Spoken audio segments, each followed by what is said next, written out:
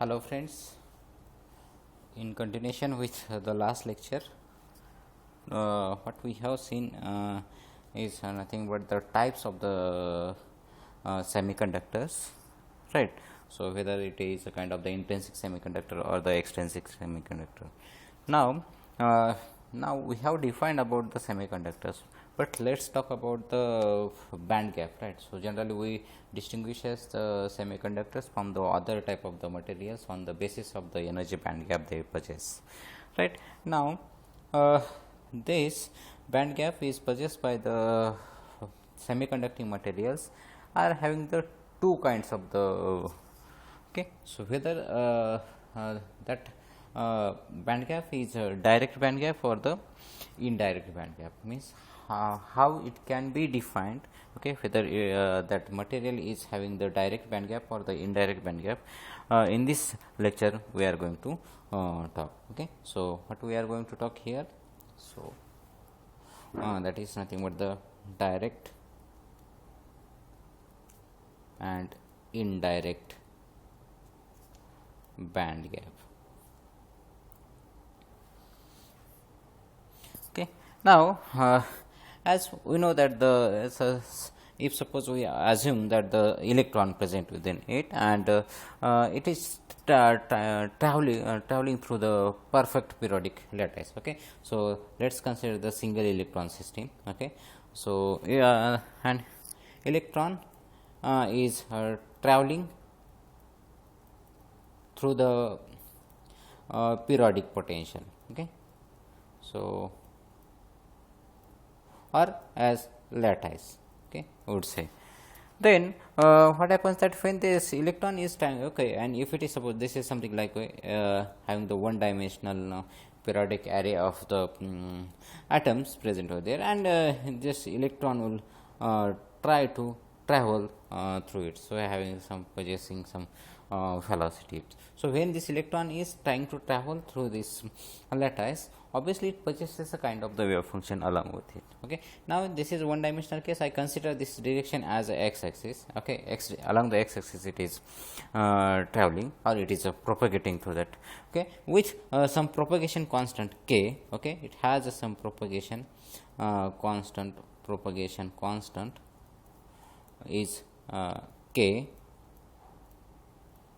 Okay, getting it. And what kind of the wave function it is possessing, that is nothing but the psi k. Okay, psi k of k comma or kx, because I am just trying to consider it is along the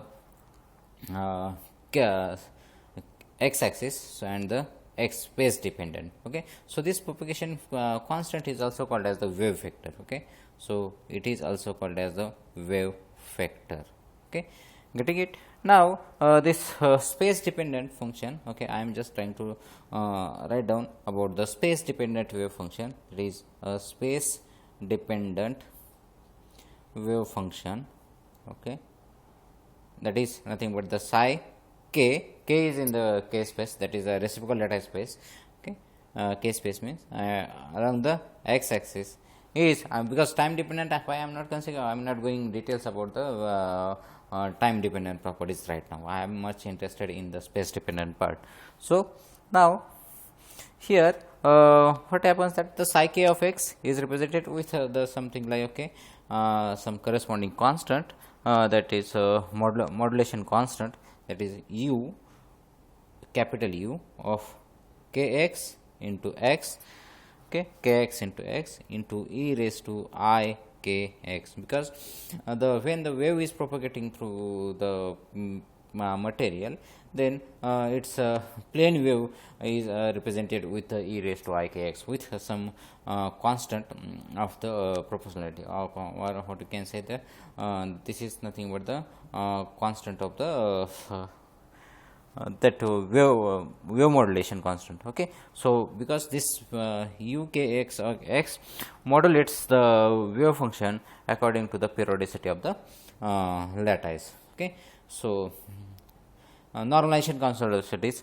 called as, okay, so such a wave function is called as the Bloch function or Bloch function. Okay, so the wave function is called as block function. Okay. Now depending upon the this wave modulation on the propagation, okay, so the allowed values of the energy, okay, so from this wave function we can calculate the corresponding energy when we try to solve the Schrodinger equation. Okay, so in Schrodinger equation can give us the either wave function when we know the potential energy of that system, or else we can calculate the potential energy of this that system if we know the wave function. Now in this case we know the wave function corresponding to it, so we can try to calculate the energy associated with it. So if we try to plot this energy versus the propagation constant, so EK diagram, it is well known as the EK diagram. Okay, so if it is we can plot. Okay, so now here the since the periodicity of the most lattices is different in the various direction, if we just try to look now in this direction, if it is if you look then the lattice constant is different, so the its periodicity is different. Similarly, if I just try to add the one more row over here and one more again, and what if we try to look at this periodicity along this direction, the periodicity is different one. If I just try to look along this direction, the periodicity is different because the lattice is different in that case. Okay, so that periodicity in that EK diagram is plotted in that particular case as well.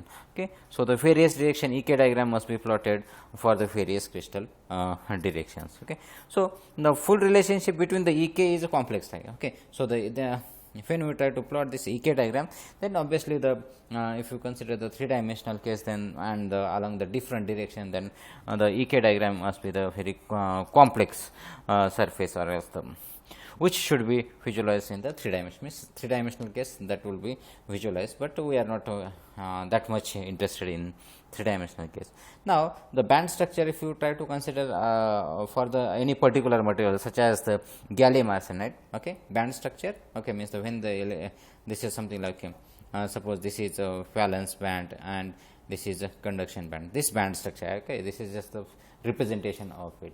Now what happens that if you just try to consider this such a type of the band structure, now it has a kind of the minima in the conduction band. Okay, so in the minima in the conduction band, suppose like this and this, I am just trying to say. Okay, and yeah, this is something like the diagram we are just trying to plot. So the minima in the conduction band here and the maxima in the valence band. Okay, if now for the same value of the K, okay, this is the K and this is the energy what we are having. When this is transition happening from the valence band to the conduction band, it is happening for the one particular K, because here is only one K is allowed. Okay, here is only one K is allowed. Okay, so for the same value of the K, this transition is possible. So how much is the now corresponding to the conduction band, there will be the some kind of the energy. Okay, and the okay, so I can have the, I would say is E1 energy, and here it can have the E2. So what I can E1 minus E2 can give us the change in the it's K1 minus K2, right? K1 minus K2. So this delta K change, okay, delta K change, that is suppose corresponding to this is K1 and this is K2, then this delta K is nothing but the K1 minus K2 must not get changed. Okay, that becomes, that is 0 in this case. So there is a no change in the K value. On the other hand, so this is case of the gallium arsenide. Okay, now similarly, if you just try to understand the other example in case of the silicon, what happens that when we are trying to plot this is something like a conduction band and this is a valence band, but now here this transition is now actually, I just try to rewrite the another diagram. Okay, this is suppose having the kind of the EK diagram. Okay, EK diagram I am just trying to plot here. Okay, so this is something I call it as a valence band, and now here the corresponding K is there. Okay, suppose K1, and here is K2 is somewhere here. Okay, so this is a conduction band where you can have the K2 as its propagation wave vector. Okay, so what happens that when this transition is going to happen, the conduction band is not exactly above the valence band. In the earlier case, what was happening? The conduction band was exactly above the valence band, exactly above the valence band. So what was there was no change in its propagation constant. Delta k was 0. But now here, what is happening? The conduction band has shifted little bit ahead, little bit or translated to the little bit ahead. So when this transition going to happen, then when this transition going to happen, it doesn't go like this way. So it has to go over here, it has to go over here, and it has to come by this way, because this and this is at the same energy. But when this transition is happening, it has to go by this distance. So what happens that when it is trying to just coming down, it follows this route. Okay, it comes over here and again it falls down. Okay, it falls down. So what happens that here the delta k is not equal to 0, because there is no change in its propagation constant. And as we know that this k is related to the its momentum, that is its momentum can be represented with the p is equal to h cross k. In quantum mechanics, we used to represent the linear momentum as h cross k.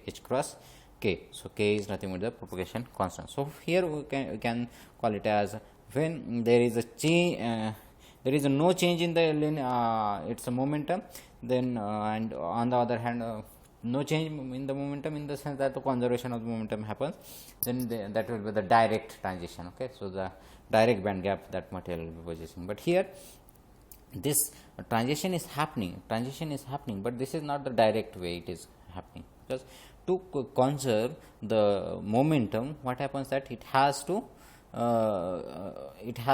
come by this way. Okay, so here there is no conservation of the energy. If it would have been conduction band is above the valence band, then there will be obviously the similar kind of the band gap it could be possessing. But in this case, there is no change in there is a change in the momentum, or else the delta k is not 0.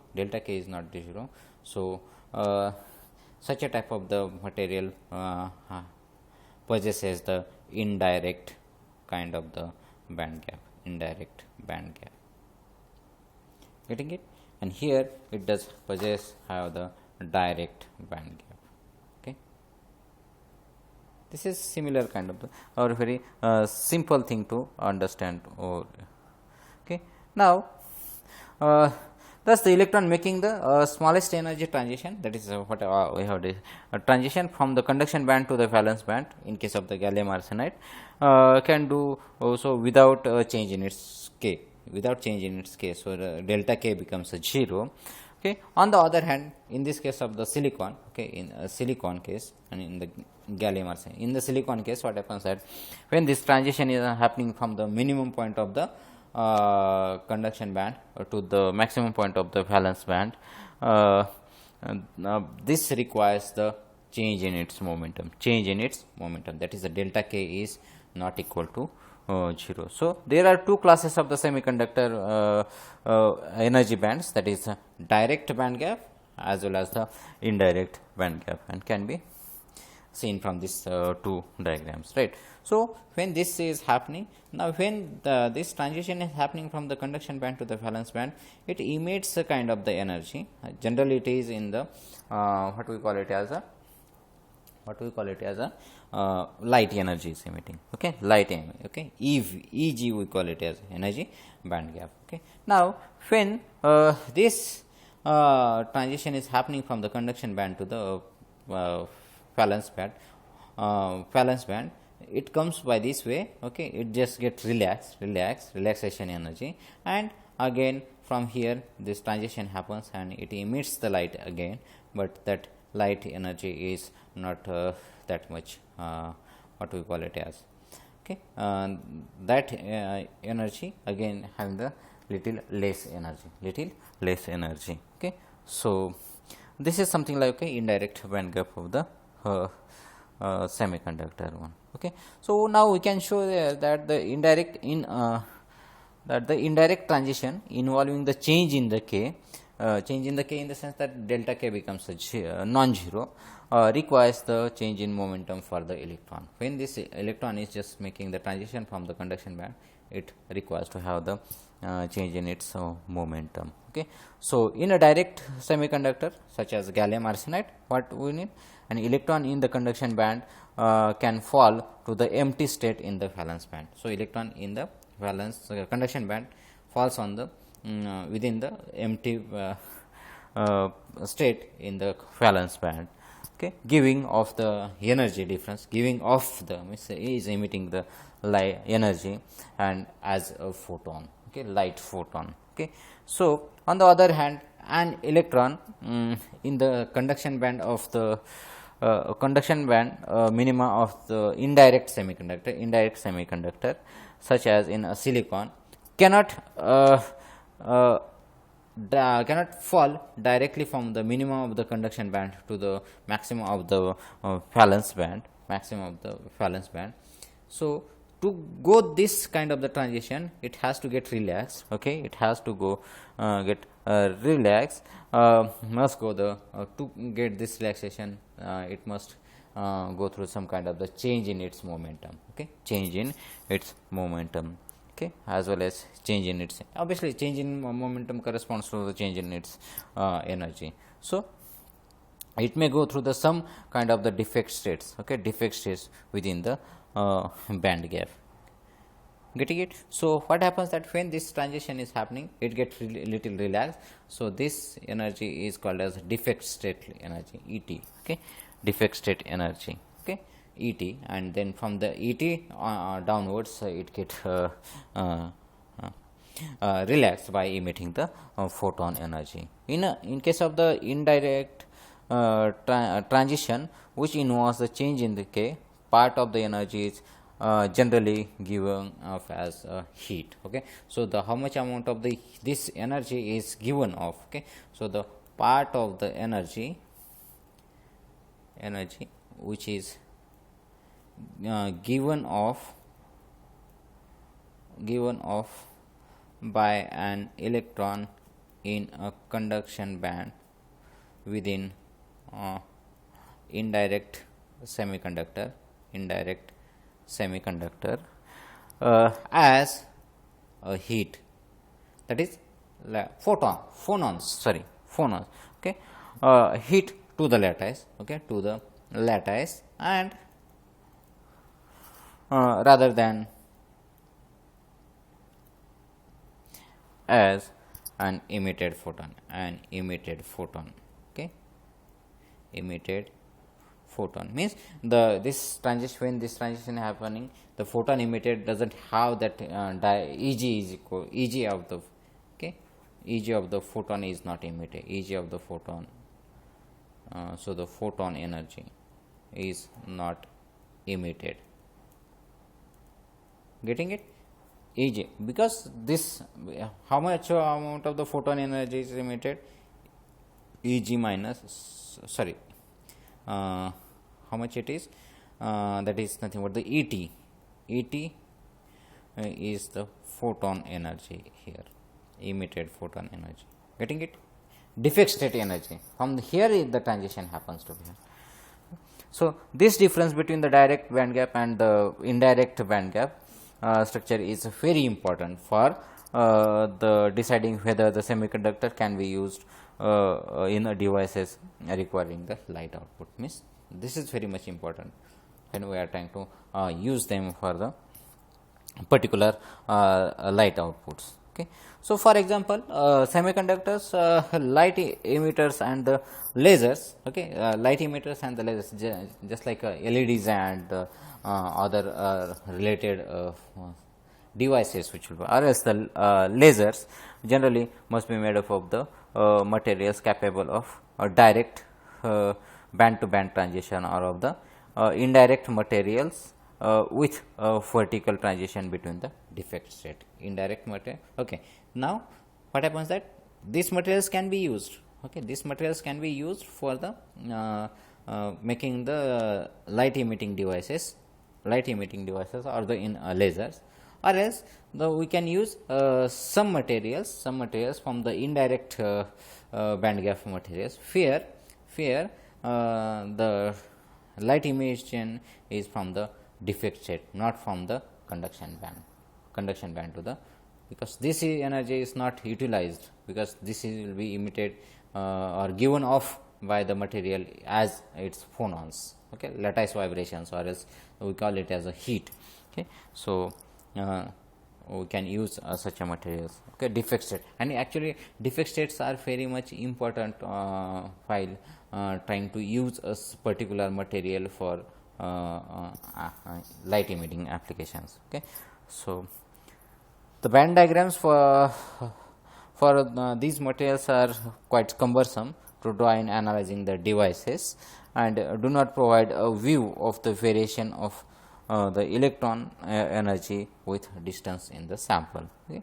Therefore, so in the most of the discussions we shall use the simple band pictures which we have utilized or which we have used in earlier diagram, right. So such a kind of the just because if you try to plot them in complete feature of 3 dimension, it becomes cumbersome, but these are the very much simple band diagrams corresponding to it, right. So what happens here, that the typical structure we know about the indirect and direct band gap. So I am just trying to draw the picture of the complete picture of the indirect and direct band gap semiconductors. Okay, so let's have some patience to look at the diagram.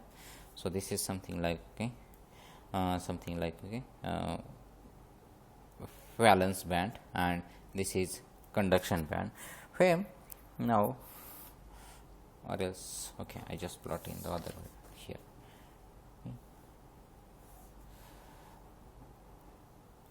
And here suppose is the K, and what happens that this transition is allowed, how much is it? This is EG. Okay, so this is EC, conduction band energy curve, and this is energy on the x axis, on the y axis energy, x axis is the K, horizontal axis is the K, and this emitted is a photon having the energy is h nu. Okay, so examples are gallium arsenide or gallium nitride, so on and so forth. So the little change in the moment, so delta K becomes 0 in this case. Okay, so the direct semiconductor, okay, this is called as the direct semiconductor, and in this case what is happening, little change in the momentum is required for the recombination, and the momentum is conserved by the photon emission. So momentum is conserved by emitting the photon. On the other hand, let's talk about the indirect semiconductor. Sorry, yeah, I am making the mistake here.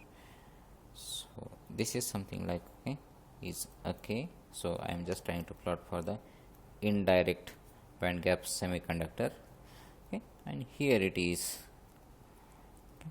And then this transition is happening is a ET K diagram, and just trying to plot is a curve for the EC, conduction band energy. This is for the EV, okay, EV, valence band energy curve. Examples are silicon or germanium, and this transition is happening with emitting photon. Okay, so this is a photon having the energy as a h nu is equal to ET, and this is nothing but the phonon. Okay, so now there is a, okay, so delta K is not equal to 0, no conservation of momentum,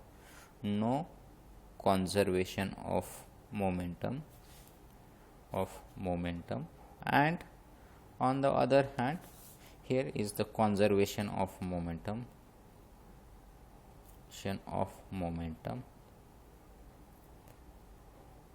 So whenever somebody is asking what is mean by the indirect semiconductor band gap and the or indirect semiconductor and the direct semiconductor, if you just try to give the some simple definition of it, whenever there is a conservation of the momentum, such a type of the material or such a type of the semiconductors are called as a direct semiconductors, direct band gap semiconductors, and the materials in which there is a no conservation of the momentum happening, the delta k is not equal to 0, or else the other definition that whenever there is a conservation of the momentum by the phonons, okay, by the phonons, such a type of the band gap materials are called as the indirect band gap semiconductor. So the momentum is conserved. Okay, so now for conservation of the momentum,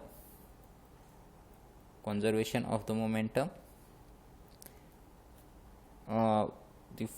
phonons plus photons are required, or of momentum, the conservation of for the conservation of the momentum, the conservation of the phonons and the photons are required. Okay, so the photon emission is also photon emission, and the phonons, lattice vibrations, are also required for the indirect semiconductor. That's it for